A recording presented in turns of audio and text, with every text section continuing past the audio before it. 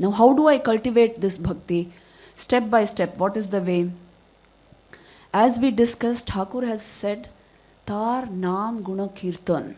See, this is something which we many times don't do. Please observe this and see. We are a sort of Gnan Mishrita Bhaktas many times. But unless you speak about him, think about him, Tar Upar Charcha, Tar Naam Gunagan, Tar Upar Kirtan, unless we do this, those vrittis will not be created. So that sanskar will not be created. In Chaitanya Dev's life I was reading, when his devotees used to talk of Krishna, holding the Bhagavat, they would discuss the life of Krishna, and that papyrus, those pages, that bark used to get wet, the ink used to get smudged. This is how they would discuss the Leela of the Lord, the nature of Krishna. Do we discuss Thakur like that? Today we have the avatar's ready incidents. Everyday life of the avatar, how he lived, what he spoke in the Kathamrit. Do we discuss Thakur like that? Is that the priority? Even when devotees meet, if you are discussing Modi government or politics or sports or something, what's the point? Discuss about the Lord, about his bhav, his nature. And you see what you are psychologically doing? Creating the bhakti vrittis. When you repeat them, they become sanskars. That is how the sanskars of bhakti, the foundation of bhakti is created. Talk about the Lord. Talk about your feeling for the Lord. Talk about his feeling for you. The incidents of his life. Nothing more purifying than that. So consciously it has to be done. Tar Naam Guna Kirtan. Then Thakur says prarthana. Prayer. Just chanting is not enough. Direct dialogue with God. On an everyday basis. If you pray intensely, once Swamiji also has said this, if you pray intensely for a few minutes, it creates a totally different atmosphere in your heart. You will be transformed in a matter of a few days if you pray intensely for a few minutes daily. Prayer is the actual power of bhakti because you are talking with God. There your mind can't play any tricks. It can't fool itself because you are talking with God. That is prayer. So it is to be practiced, all these disciplines. Another thing which Thakur says is sadhu sangha. The ambience you keep, the atmosphere matters a lot. Many times we become insensitive to this. You see, a completely worldly atmosphere will remove bhakti bhav. That is why bhaktas should be sensitive, deliberately, consciously come to an atmosphere which is purified, which is elevated. Now there are such beautiful temples all over the country. Utilize them. What are they meant for? Not just for Thakur sitting there, that you may go. Then he is happy. They are meant for you. The ashram is meant for you.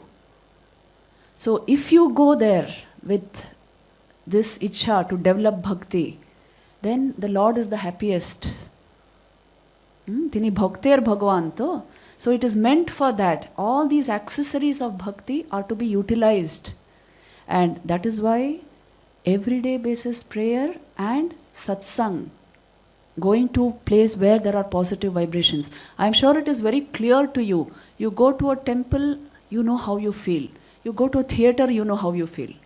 The place matters, especially in this path. So go to places where there are positive vibrations. Utilize the space. They are all consecrated spaces where daily worship is going on. So they are very pure spaces. And then another thing required for bhakti is seva vritti. Without seva, there is no love. Love is what love does. So in Bhakti Shastras they say, seva vritti ashrayatva bhakti macharet. If you are thinking of love without seva, that is no love. Love means seva. So everywhere you will see wherever bhakti is practiced, there is always seva. Through seva, you proceed in love. You proceed towards love. So this is another thing which we should know. Then, let me tell you a certain fundamental points about jnana and bhakti.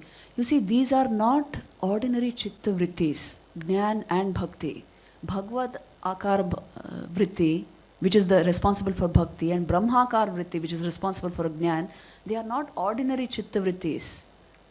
Bhagavadakar Bhakti only comes through that Dravibhuta Chitta under the grip of the Sthai Bhava of Bhagavan. This is how it is described, Bhakti, which means it is under the grip of the Bhava of Bhagavan. That is why it has melted. And the result of that is a very, very subtle, purified, great vritti in the mind, which is called Bhagavadakar Vritti. When that arises, you know the nature of the Lord. When you know the nature of the Lord, Bhakti will spark within your heart. So these are not ordinary chitta vrittis. It comes through spiritual practice. But you should know it is a possibility with all of us. And our sadhana is meant for that, isn't it? That is why I am dwelling on the signs of bhakti. It is required to know this. One beautiful example I can give you here. You might have heard of the name of Sanatan Goswami. There's a beautiful incident in his life. How exactly this works? You see, if bhakti is there in the heart, which means Dravibhuta Chitta has occurred, nothing else will appear important to you. Nothing is more precious than that. One who has had that experience, that is the charam avastha, that is considered to be the very peak of human experience, human emotion. So this Sanatan Goswami used to sit for hours and hours doing his Krishna Nam. Every day, they would do 3 lakh japas. And constantly in that mode, sitting and taking the name of the Lord.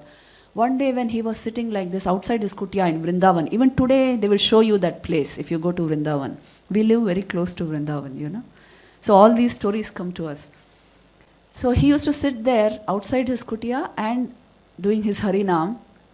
One day a villager was passing by. So he saw this saint and immediately he came there.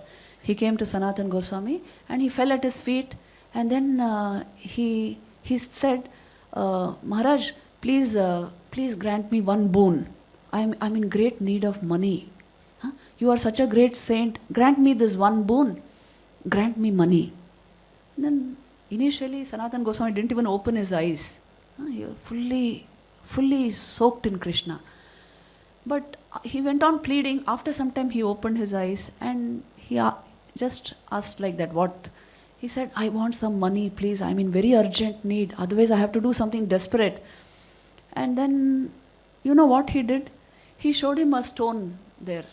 And then he said, take that and go. Just like that. And he continued with his Harinam. Then this man went there and he picked up, there was a rock-like thing under which there was a stone. Now this was the most precious stone. It was no ordinary stone. It was the Parashmani, the philosopher's stone. Which means you touch, at that time they had that knowledge of alchemy, You touch that to anything, any metal, it turns into gold. So that stone is lying there like that outside somewhere, thrown away like that. And he's telling, take that and go. So this man took that stone. As he was going home, it suddenly occurred to him, look at this saint. This is philosopher's stone. This is Parashmani. It can get you everything in this on this earth. And he's thrown it out like this outside his house and telling me, take it and go. He doesn't want it. So what he must have got, that he feels this is nothing. This has no value for him. And he turned back and saw Sanatan Goswami's face. And that face was drenched in tears, lit up with bhakti, full of ecstatic joy. As soon as he saw that face, he understood, what am I doing? And he came back to Sanatan Goswami, fell at his feet. And then that's very beautiful in Bangla. He says, Je dhane hoya dhani, manona monire moni. Getting that what treasure, you do not consider this to be a treasure, give me a little of that treasure, I do not want this stone, and he threw it away like this into the Jamuna. It's right there, the Yamuna. And then he said, give me a little of this treasure which you are enjoying alone here by yourself. I do not want anything else. And then Sanatan Goswami blessed him. This is a real incident. So you see, the mind of bhakta doesn't want anything else naturally, because so precious is this feel of bhakti. To get this little effort we have to put, isn't it?